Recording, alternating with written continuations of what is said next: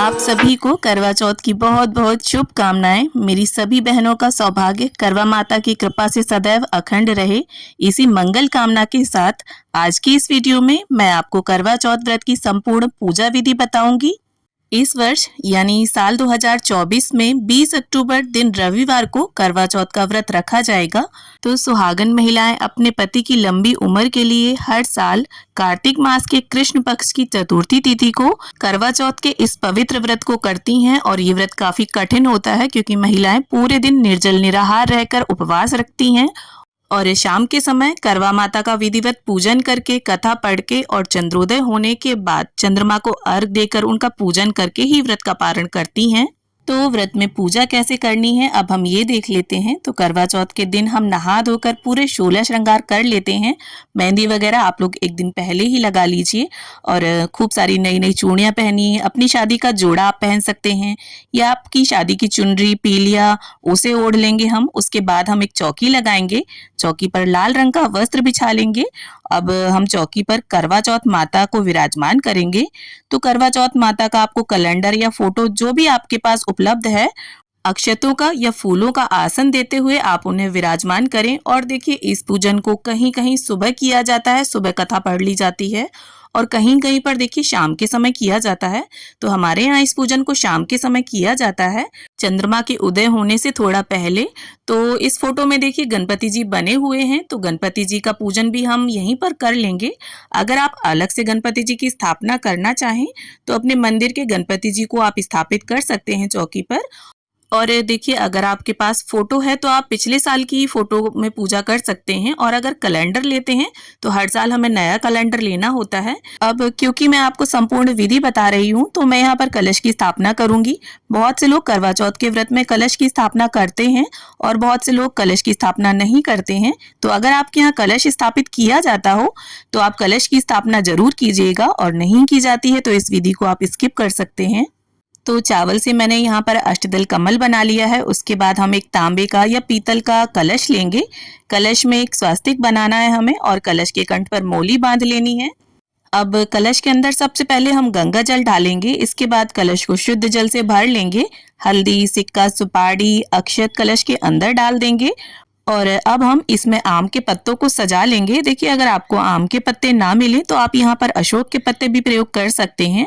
अब इसके बाद चावल से भरी हुई प्लेट हमें रखनी है, ढक्कन रख देंगे हम इसके ऊपर। और इसके बाद देखिए सभी पत्तों को हम यहाँ पर रोली से टीक लेंगे। आप रोली से या चंदन से पत्तों को टीक जरूर लीजिएगा। अब हमारा कलश तैयार हो गया है और इसे हम अष्टदल कमल के ऊपर रख देंगे और चावलों से भरी प्लेट पर एक शुद्ध देसी घी का दीपक रखकर हम उसे प्रज्वलित कर लेंगे। अब हमें गेहूं की छोटी छोटी 2 ढेरियां लगानी है और इस तरह से देखिए हमें 2 करवे चाहिए होंगे। तो जो अकेले पूजन करता है उसे 2 करवे चाहिए होते हैं। इस तरह से होल होता है करवे में। तो यहाँ सजे हुए करवे लिए हैं मैंने, आप सिंपल करवे भी ले सकते हैं या बहुत सी जगह पर देखिए एक पीतल का और एक मिट्टी का करवा लिया जाता है। तो जैसे भी आपके यहाँ करवे लिए जाते हो आप उस तरह से करवों को रख लें। और एक करवे में हमारे यहाँ ड्राई फ्रूट्स और मिठाई भरी जाती है। तो यहाँ पर मैं ड्राई फ्रूट्स, बताशे और मिठाई को भर लूंगी और एक करवे में हमारे यहाँ जल भरा जाता है। तो इस तरह से देखिए 2 करवों को तैयार किया जाता है और जो जल वाला करवा होता है वो हमारा होता है और जो मिठाई वाला ड्राई फ्रूट्स वाला करवा होता है वो पार्वती माता के नाम का होता है। तो अगर आप अकेले होंगे तो देखिए पार्वती माता से आप करवा को बदलेंगे, करवे को फेरेंगे। तो देखिए जो जल वाला करवा है उसमें हमें कॉटन लगा लेनी है और बहुत सी जगह सींक लगा ली जाती है, सीखें आती हैं वो लगाई जाती हैं। और इस जल वाले करवे से हमें चंद्रमा को अर्घ देना होता है। तो इसमें मैंने चांदी का सिक्का डाल लिया है, आप चाहें तो इसमें छल्ला भी डाल सकते हैं चांदी का। अब इन करवों को हम ढक्कन से बंद कर देंगे और गेहूं की ढेरी के ऊपर करवों को स्थापित कर लेंगे। तो इस तरह से हमारे दोनों करवे तैयार हो गए हैं। अब गंगा जल और फूल की सहायता से सभी को हम छींटा दे देंगे स्नान की भावना से और वस्त्र की भावना से। यहाँ पर देखिए हम सभी को कलावा अर्पित कर देंगे। करवा माता को यहाँ पर लाल रंग की चुनरी मैं समर्पित कर दूंगी। तो नवरात्रि में जो चुनरी आती है ना हम वही ले लेंगे और करवा माता को इस तरह से उड़ा देंगे। अब इसके बाद गणपति जी का, करवा माता का, चंद्रदेव का, सूर्य देव का और फोटो में जितने भी देवी देवता सभी विद्यमान हैं सभी को हम तिलक कर लेंगे। तो देखिए क्षेत्र के हिसाब से करवा चौथ की जो पूजन विधि है उसमें थोड़ा बहुत फ़र्क हो जाता है। तो अगर आपके घर पर कोई बड़ा-बूढ़ा बताने वाला ना हो तो आप इस विधि से देखिए पूजन कर सकते हैं। और देखिए अगर आप 2 जन पूजा कर रहे हैं तो कुछ रिश्ते ऐसे होते हैं जिनमें आपस में करवे बदल लिए जाते हैं, तो वो भी मैं आपको आगे बता दूँगी। और ऐसे में देखिए अगर 2 लोग पूजा कर रहे हैं तो आपको एक ही करवा अपना तैयार करना होगा, 2 नहीं करने होंगे। तो यहाँ पर गणपति जी को हमने जनेऊ समर्पित कर दिया है और अगर आपके डेकोरेटेड करवे हैं, लेस लगी हुई है तो आप चाहें तो कलावे को कंठ में बांधें करवों के, और अगर ना बांधना चाहें तो ना बांधें। यहाँ पर मैं बांध रही हूँ। और इसके बाद करवों को भी हम टीक लेंगे और जो दीप कलश हमने तैयार किया है तो दीपक का भी हम पूजन कर लेंगे। और गणपति जी को यहाँ पर गुड़हल का पुष्प, धूप घास हमने अर्पित कर दी है। और इसके बाद देखिए जो भी पुष्प हों आपके पास आप वो सभी को समर्पित करें, और अगर पुष्प ना हो तो बिना पुष्पों के भी देखिए पूजन किया जा सकता है। अब करवा माता को यहाँ पर कुछ सुहाग का सामान हम भेंट कर देंगे।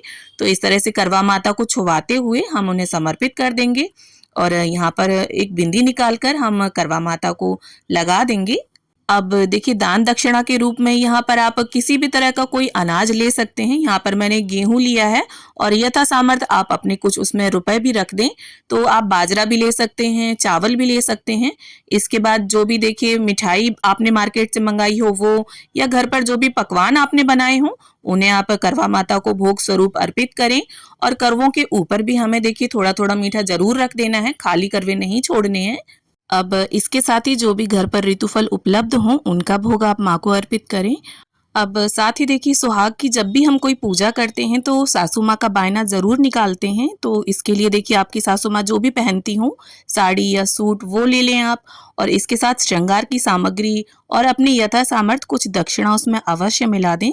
और इस सामान को देखिए यहीं चौकी पर हम रख लेंगे और चंद्रदेव के पूजन के बाद सासू माँ को इसे दे देंगे।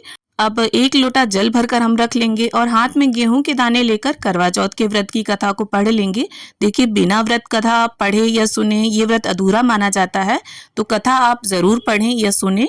और देखिए अगर साथ में आपके कोई पूजन कर रहा है तो कोई कथा पढ़ता है, कोई सुनता है, काफी अच्छा लगता है। और अब हमारी कथा संपन्न हो गई है तो हाथ के जो गेहूं के दाने हैं वो करवा माता के समक्ष छोड़ देंगे। थोड़े से इस जल के लोटे में डाल देंगे और थोड़े गेहूं के दाने हमें अपने साड़ी या चुनरी या पीलिया जो भी आपने ओढ़ा है उसके पल्लू के छोर में आप बांध लीजिए। और जब चंद्रदेव को अर्घ देंगे हम, तब ये गेहूं के दाने अपने कलश में डालकर चंद्रदेव को अर्घ देंगे। अब देखिए बहुत सी जगह पर करवा चौथ की व्रत कथा दिन में पढ़ी जाती है और बहुत सी जगह शाम को। तो अगर आपके यहाँ दिन में पढ़ी जाती हो कथा तो इस जल के लोटे को आप सूर्यदेव को अर्घ दे दें, और अगर शाम को पढ़ी जाती हो तो चंद्रदेव को जिस कलश से हम अर्घ देंगे उस जल में इसे मिला लीजिए और सासू माँ के बायने को आप मिनस कर रख दीजिए। और साथ में जिस छलनी से आप चंद्रमा को देखेंगे वो छलनी भी यहीं पर रख लीजिएगा। और एक मिट्टी का या आटे का दीपक ले लीजिएगा, क्योंकि छत पर हम पूजन करने जाएंगे तो दिया हमें वहीं छोड़कर आना होगा। और छलनी नई होना जरूरी नहीं है, अगर पिछले साल की है तो उसे भी आप यूज कर सकते हैं। अब धूप और दीप से हम प्रेम पूर्वक सबसे पहले गणपति जी की, फिर करवा माता की, पार्वती माता की आरती उतार लेंगे। और दीप कलश का दीपक हमें नहीं उठाना है, आप अलग से दीपक जलाइए। और देखिए चौथ की जो तिथि होती है उस पर गणपति जी का पूजन विशेष रूप से किया जाता है, तो आप गणपति जी की आरती सबसे पहले गाइए। और अगर आपको कोई आरती नहीं आती है तो मन में गणपति जी का, पार्वती माता का, करवा माता का ध्यान धरते हुए दीपक को इस तरह से ओम की आकृति में घुमाकर भी आप आरती कर सकते हैं। अब इसके बाद देखिए हमें करवों को फेरना होता है, तो इसमें से जो जल का करवा है वो हमारा है और जो मीठा करवा है वो पार्वती माता के नाम का है। तो इस तरह से हाथों को क्रॉस करते हुए हमें 7 बार करवों को फेरना होता है। और इस बात का आप विशेष ध्यान रखिए कि करवे आपस में टकराने नहीं चाहिए। और करवों को आपस में फेरते हुए हमें बोलते जाना है, पार्वती माता सुहाग दे, यानी पार्वती माता का सुहाग जैसे अमर है उसी तरह से हमारा सुहाग भी अमर रहे। तो ऐसी मंगल कामना के साथ हम 7 बार इन करवों को फेरते हैं। और 7 बार बाद देखिए जहां पार्वती माता का करवा था वहां आपका आ जाएगा, और जहां आपका करवा होगा वहां पार्वती माता का आ जाएगा। और देखिए अगर आप देवरानी, जिठानी, बहन या सहेली के साथ पूजन कर रहे हैं तो आप करवों को आपस में फेर सकते हैं, और माँ के साथ और सासू माँ के साथ करवों को नहीं फेरा जाता। अब देखिए अगर आपने सिर्फ एक करवा लिया है तो फिर हम क्या करेंगे, करवे को इस तरह से हाथ में ले लेंगे और करवा माता की तरफ दिखाते हुए 7 बार करवे को फेर लेंगे और साथ में बोलते जाएंगे पार्वती माता सुहाग दे, पार्वती माता सुहाग दे। और देखिए हर जगह करवा नहीं फेरा जाता है, किसी किसी के यहाँ फेरते हैं और किसी किसी के यहाँ नहीं फेरते। और देखिए जब हम चंद्रदेव का पूजन कर लेंगे, अर्घ वगैरह दे लेंगे, तब हमें देखिए सुहाग जरूर लेना है करवा माता से। तो इस तरह से अपने साड़ी के पल्लू में आप अपनी शादी का सिंदूरा रखकर 5 या 7 बार सबसे पहले तो करवा माता को इसे अर्पित करें। और जितनी बार भी आप उन्हें सिंदूर लगाएंगी उतनी ही बार आपको इसे उनसे लेना है और अपनी मांग में सजा लेना है। और इसके बाद पार्वती माता से और करवा चौथ माता से अपने पति की लंबी उम्र की कामना कर लेंगे। तो इस पूजन के बाद देखिए हमें चंद्र पूजन करना है, चंद्रमा को अर्घ देना है। इसके बाद पति पूजन करके और सासू माँ को बायना देकर हम व्रत का पारण करेंगे।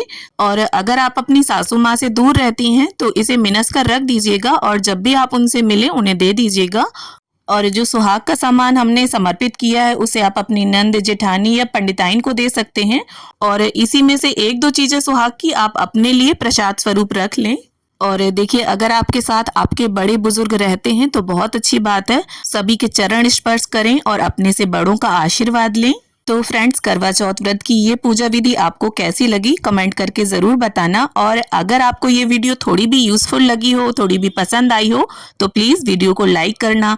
और मेरे साथ जुड़े रहने के लिए, इसी तरह के वीडियोस देखने के लिए मेरे चैनल को सब्सक्राइब जरूर कर लेना।